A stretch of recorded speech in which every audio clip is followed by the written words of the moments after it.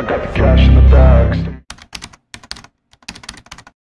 2012년 3월 11일 오후 요녕성 개원시 경찰서에 전화벨이 울립니다.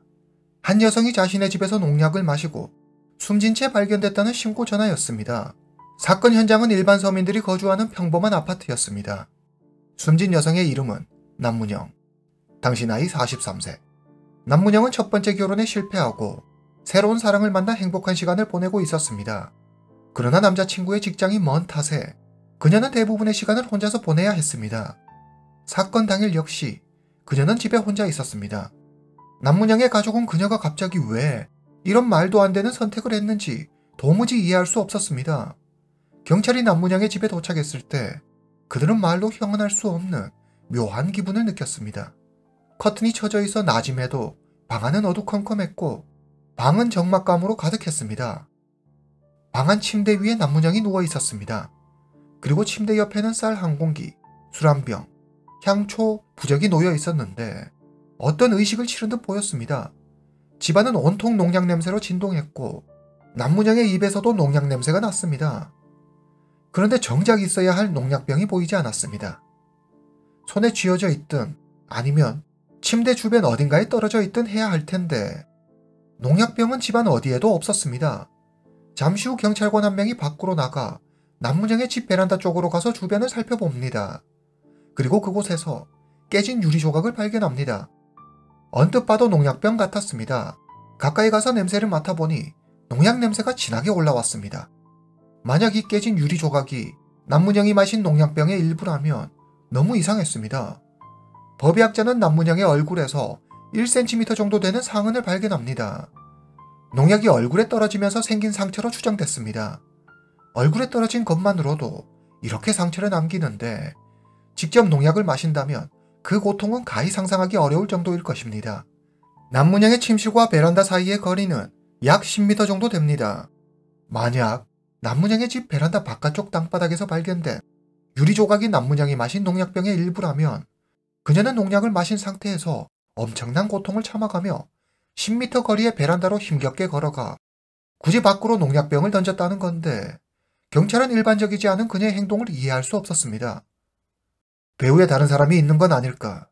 경찰은 의문을 가진 채 남문영의 가족을 만납니다. 그녀의 여동생의 말에 따르면 사건이 일어나기 며칠 전부터 남문영은 누군가로부터 매일 문자 메시지를 받았다고 했습니다. 특히 밤만 되면 남문영은 문자를 확인하느라 새벽이 되어서야 겨우 잠에 들었다고 합니다. 남문영의 어머니 역시 최근 딸의 모습이 좀 불안해 보였다고 했습니다. 특히 문자 알림 소리에 예민하게 반응하며 긴장된 얼굴로 휴대전화를 손에 놓지 못했다고 합니다. 그녀의 가족은 남문영이 어떤 신변의 위협을 받고 있었던 것은 아닌지 걱정했습니다. 가족의 예상대로 그녀의 죽음과 문자 메시지에 어떤 관련이 있는 건 아닐까요? 경찰은 가족의 동의를 얻어 남문영의 휴대전화 비밀번호를 해제한 후 문자 메시지를 비롯한 휴대전화 기록을 확인합니다. 휴대전화 수신함에는 엄청난 양의 문자 메시지가 와 있었는데 개원시가 아닌 타 지역 번호로 온 문자 메시지였습니다. 발신자의 이름은 따로 저장돼 있지 않았습니다. 문자 메시지 대다수가 남문영이 목숨을 끊지 않으면 가족이 해를 당하거나 위험해질 거라는 내용이었습니다. 남문영이 문자 메시지를 받은 시간은 주로 밤으로 하루 평균 40에서 50건씩 그녀는 보름 만에 알 수 없는 이로부터 500건이 넘는 문자 메시지를 받았습니다. 남문영의 가족도 문자를 보낸 이가 누구인지 알지 못했습니다. 문자는 위협, 협박, 저주 등의 내용으로 가득 차 있었습니다. 경찰은 메시지를 확인하던 중 이상함을 감지합니다. 7월 29일에 죽으면 안 될까요? 안 돼. 꼭 3월 11일에 농약을 마셔야 해. 이런 식으로 의문의 상대는 남문영의 죽음을 구체적으로 지시하는 듯한 문자를 반복해서 보냅니다. 대체 이 사람은 누구길래 남문영에게 죽기를 지시하고 그녀를 조종한 걸까요? 남문영의 가족은 이 같은 사실을 알고 있었을까요? 그녀의 가족은 이런 사실을 전혀 눈치채지 못했다고 했습니다. 가족에게조차 그녀는 자신이 이런 협박을 당하고 있다는 사실을 알리지 않았습니다. 의문의 상대는 남문영에게 죽음을 강요한 것뿐만이 아니라 어떻게 죽을지 그 방법까지 자세하게 지시하고 요구했습니다.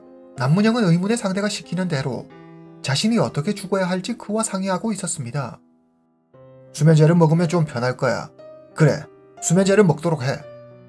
몇 번이나 사보려고 했는데 도저히 그만큼 많은 양을 살 수가 없어요. 혹시 다른 방법은 없을까요? 그러면 농약은 구하기도 쉽고 그냥 마시기만 하면 되니 혹시 그러면 저 대신 좀 사주실 수 있나요? 농약을 샀어. 당신 차 조수석에 놔뒀어. 이 문자 메시지를 마지막으로 두 사람의 대화는 끝이 납니다. 남문영은 이해하기 어려울 만큼 의문의 상대를 무조건 신뢰하고 따랐습니다. 심지어 존경하는 듯한 느낌까지 주었죠. 그의 말을 조금도 의심하거나 거역하지 않고 순응했습니다. 대체 두 사람은 무슨 관계일까요? 이 의문의 상대가 무슨 신비한 능력이라도 가지고 있는 걸까요? 이 사람은 대체 누구일까요? 경찰은 지금까지 사건 현장에 처음으로 도착한 사람이 남문영의 여동생인 줄 알았습니다. 하지만 조사 도중 남문영의 여동생에게서 중요한 정보를 하나 듣게 됩니다. 언니 집에 와보니 언니는 이미 숨을 쉬지 않고 있었어요. 저보다 언니 남자친구 왕연애가 먼저 와 있었는데 그는 침대 옆에 쭈그리고 앉아 언니 얼굴을 닦고 있더라고요. 남문영의 남자친구 왕연애. 그는 남문영이 이혼하고 만난 남성입니다. 왕연애는 사업을 하다 망해 큰 빚을 지게 됐는데 남문영의 도움으로 다시 재기할 수 있었습니다. 두 사람은 정식으로 혼인신고를 하지는 않았지만 부부나 다름없는 사이였습니다. 주변인들 모두 그들을 부부로 생각했습니다. 남문영과 왕연애는 여느 부부 못지않게 행복하게 잘 지내고 있었습니다. 남문영의 가족도 남자다운 왕연애를 사이처럼 생각하고 좋아했습니다. 남문영이 왕연애를 만나는 4년 동안 남문영의 가족은 그를 진짜 가족처럼 대했습니다. 왕연애는 길림에서 직장을 다니고 있는 탓에 자주 집에 오지 못했습니다. 그러나 집에 올 때면 남문영과 함께 시간을 보내는 것뿐만 아니라 꼭 남문영의 집까지 찾아가 다 함께 시간을 보낼 정도로 한 가족이나 다름없이 지냈습니다. 경찰은 왕연애를 찾아갑니다. 일이 끝나고 남문영을 보러 집에 갔어요. 그런데 남문영이 거품을 물고 침대에 쓰러져 있더라고요. 경찰이 묻습니다. 그런데 왜 바로 경찰에 신고하지 않았죠? 경찰의 물음에 왕연애가 답합니다. 이미 늦은 것 같았어요. 신고를 해봤자 소용없다고 생각해 신고하지 않았어요. 분명 부부나 다름없는 깊은 사이라고 했는데 사랑하는 사람의 죽음 앞에서 저렇게 담담할 수 있다니. 경찰 조사 결과 왕연애는 3월 10일 개원시에 왔습니다. 그리고 남문영은 3월 11일 농약을 마십니다.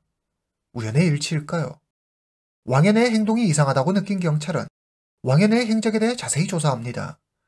3월 10일 왕연애는 개원시에 왔지만 남문영과 함께 살고 있는 집으로 가지 않았습니다. 남문영의 여동생의 말에 따르면 그는 호텔에서 지냈다고 합니다. 길림에서 일하느라 대부분의 시간을 외지에서 보내는 그가 오랜만에 집에 돌아왔는데도 집으로 가지 않고 호텔에서 잤더라. 무언가 이치에 맞지 않았습니다. 경찰의 의심은 더욱 커집니다. 경찰은 왕연애가 묵었다는 호텔로 찾아갑니다. 그런데 호텔 숙박 명단에 그의 이름이 없었습니다. 그는 거짓말을 하는 게 분명했습니다. 경찰은 당장 왕연애를 경찰서로 소환합니다. 사실 제가 다른 여자를 만나고 있어요. 그날 그 여자 집에서 잤어요. 제가 다른 사람을 만나고 있다는 사실이 탄로날까봐 겁이 나 거짓말한 거예요.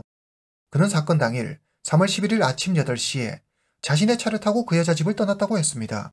하지만 CCTV 확인 결과 왕연애는 아침 7시 14분에 검은색 자동차를 타고 그 여성의 집을 떠났습니다.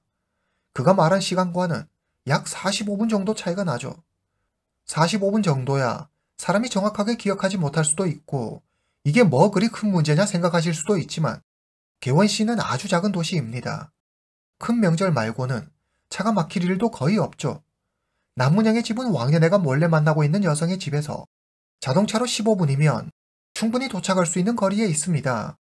즉, 사건 당일 7시 14분에서 8시까지 약 45분간 왕연애의 행적이 묘연했습니다. 45분. 경찰은 그 정도의 시간이면 범행을 저지르기에 충분하다고 판단했습니다. 경찰이 그를 강하게 압박하자 왕연애는 떠듬떠듬 어설픈 핑계를 댑니다. 길에서 뭘 좀 했던 것 같은데 잘 기억이 안 나요. 경찰은 그의 행동과 말투에서 그가 무언가를 숨기고 있다는 것을 눈치챕니다.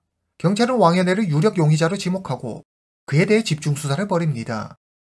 남문영이 받은 마지막 문자 메시지에 농약을 사서 조수석에 두었다는 내용이 있었습니다. 경찰은 이 문자 메시지를 근거로 한 가지 가설을 세웁니다. 45분, 확인되지 않은 그 시간에 왕연애가 농약을 사서 남문양의 차에 둔 것 아닐까. 경찰은 시내에 있는 모든 농약 가게를 조사합니다. 그러다 한 가게 점원이 왕연애의 사진을 보고 그를 알아봅니다. 점원은 3월 11일 사건 당일 그가 가게 첫 번째 손님으로 와 정확하게 그를 기억한다고 했습니다. 농약 가게에는 CCTV가 3개나 설치되어 있었습니다. CCTV에는 3월 11일 당시의 모습이 모두 담겨 있었습니다. CCTV 영상을 살펴보겠습니다. 3월 11일 오전 7시 46분 왕연애가 농약 가게로 들어옵니다. 그는 휴대전화로 누군가와 전화하는 듯 하더니 물건들을 훑어보며 점원에게 농약이 어디에 있는지 묻습니다. 그리고 왕연애는 계산을 하기 위해 계산대로 갑니다. 그런데 그는 뭔가 불안한 듯 계속 주위를 살핍니다. 그러더니 CCTV 카메라를 한번 쓱 쳐다보더니 놀란 듯 거스름돈도 받지 않고 바로 몸을 돌려 가게를 나가려고 합니다. 점원이 그를 불러 세우자 그는 하는 수 없이 잔돈을 챙겨 농약을 가지고 가게를 나갑니다. 왕연애는 경찰이 자신의 모습이 찍힌 CCTV 영상을 보여주자 그제야 사건의 진실을 이야기합니다. 그럼 왕연애의 진술에 따라 사건을 재구성해 보겠습니다. 밸런타인데이 파티에서 왕연애는 한 여성을 만나게 됩니다. 그녀는 남문양보다 훨씬 더 어리고 예뻤습니다. 어린 여자에게 첫눈에 반한 왕연애는 자신을 솔로라고 속이고 그녀에게 접근합니다. 그녀 역시 왕연애가 싫지 않았습니다. 두 사람은 곧 연인 사이가 됩니다. 하지만 왕연애에게는 이미 4년이란 시간을 함께한 남문양이 있었습니다. 그는 자신의 새로운 사랑에 방해가 되는 남문양을 없애고 싶었다고 고백합니다. 그런데 이해가 되지 않는 점이 있습니다. 왕연애는 남문양과 같이 살면서 사실혼 관계를 유지하고 있었지만 사실 엄밀히 말하면 이들은 남남입니다. 아무리 가까운 사이라고 하지만 그냥 헤어지면 그걸로 끝이죠. 그런데 그는 왜 남문양을 죽이고 싶어 했을까요? 믿기 힘들지만 왕연애는 양심의 가책을 느껴 그녀를 죽이고 싶었다고 말합니다. 사업에 망하고 빚에 쫓기며 인생에서 나락으로 떨어졌을 때 자신의 곁을 지켜준 이가 바로 남문양이었습니다. 그는 남문양의 도움으로 다시 일어설 수 있었습니다.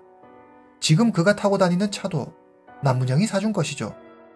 남문양의 가족 역시 그를 사위처럼 생각하고 잘해주었습니다. 가장 힘들고 어려웠던 시간을 함께 버텨준 남문양에게 차마 자기 입으로 헤어지자는 말을 할 수 없었습니다. 그는 묘안을 하나 떠올립니다. 남문양은 첫 번째 결혼에 실패하고 매우 큰 정신적 충격을 받았습니다. 이혼 후 그녀는 한동안 방 안에 틀어박혀 밖에도 나가지 않고 사람들도 만나지 않은 채 혼자 지냈습니다. 그녀는 심한 우울증을 겪었고 삶의 의욕까지 잃어버렸습니다. 그때 그녀를 어둠에서 구해준 존재가 있었는데 그것은 바로 무속신앙이었습니다. 남문양이 우울증에 빠져 어둠 속을 헤매고 있을 때 그녀는 우연히 무속신앙을 접하게 되었고 그것들을 믿게 되었습니다. 그녀는 매일같이 정성을 다해 기도했고 마침내 우울증을 극복할 수 있었습니다. 남문양은 이 신앙의 영험함으로 자신이 모든 어려움을 이겨내고 다시 세상 밖으로 나올 수 있었다고 믿었습니다. 이후 남문양은 무속신앙에 빠져 그들을 절대적으로 신뢰합니다. 왕년에는 이런 남문양의 믿음을 이용하기로 합니다. 그는 익명으로 휴대전화 심카드를 하나 구매합니다. 그리고 자신을 한 종교의 교주라고 속이고 남문양에게 접근해 문자 메시지를 보냅니다. 너희 가족이 곧 몰살당할 위기에 처했어. 여기서 벗어나려면 네가 재물이 되는 수밖에 없는데 내 목숨을 바쳐 가족을 구해야 해. 하지만 걱정은 하지마. 내가 있잖아. 내가 시키는 대로만 하면 넌 사흘 뒤에 다시 살아날 거야. 날 알게 된 걸 하늘에 감사해.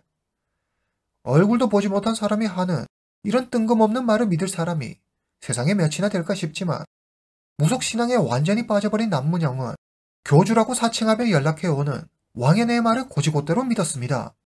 그녀는 며칠을 고민한 끝에 가족들을 살리기 위해 자신이 제물이 되기로 합니다. 3월 11일 아침, 왕연애는 아침 일찍 몰래 만남을 가지고 있는 여성의 집에서 나와 농약을 삽니다. 그 후 남문양과 함께 살고 있는 집으로 가 그녀의 자동차 조수석에 농약을 놓아둡니다. 그리고 남문양에게 농약을 샀다는 문자를 보냅니다. 8시 5분, 남문양이 차에서 농약을 가지고 집으로 들어갑니다. 왕연애는 구석에 몰래 숨어 이 모습을 모두 지켜봅니다. 10분 후, 왕연애는 사건 발생 시간에 자신이 사건 현장에 없었다는 완벽한 알리바이를 만들기 위해 남문양의 부모님 집으로 갑니다. 오전 10시, 왕연애는 남문양에게 전화합니다. 그녀는 전화를 받지 않습니다. 그는 확신합니다. 드디어 농약을 마셨구나. 왕연애는 갑자기 남문영의 가족에게 말합니다. 어머니, 아버지, 문영이가 전화를 받지 않아요. 뭔가 예감이 좋지 않아요. 빨리 집에 가봐야겠어요. 잠시 후 남문영의 집에 도착한 왕연애는 그녀가 숨을 쉬지 않는 것을 확인하고 안도합니다. 침대 옆에는 자신이 시킨 대로 쌀과 향초, 부적이 놓여 있었습니다. 왕연애는 이 의식을 통해 남문영이 3일 뒤에 다시 살아날 거라고 그녀를 속였습니다. 순진했던 그녀는 교주라는 왕연애의 말을 철석까지 믿고 그가 하라는 대로 다 한 거죠. 남문영이 죽었다는 걸 확인한 왕연애는 방 정리를 합니다. 그리고 남문영을 침대에 반드시 눕히고 농약병을 베란다 밖으로 던집니다. 얼마 후 남문영의 동생이 도착하고 남문영이 숨진 걸 확인한 동생이 경찰에 신고하려고 하자 왕연애가 이를 말립니다. 이미 늦어 전화해도 소용없다면서 말이죠. 남문영의 여동생은 왕연애의 행동이 이상해 의심이 들긴 했지만 설마 그가 진짜 그녀의 언니를 죽게 했을 것이라고는 생각하지 못했습니다. 그의 진술은 여기까지입니다. 아직 재판 결과는 나오지 않았습니다. 하지만 많은 이들은 교주라고 사칭해 왕연애가 남문영에게 한 행동은 그녀를 직접 죽인 것이나 진배 없다며 그에게 사형이 선고될 거라고 믿고 있습니다. 왕연애가 합당한 처벌을 받게 되길 바랍니다. 오늘 이야기는 여기까지입니다. 다음 시간에 뵙겠습니다.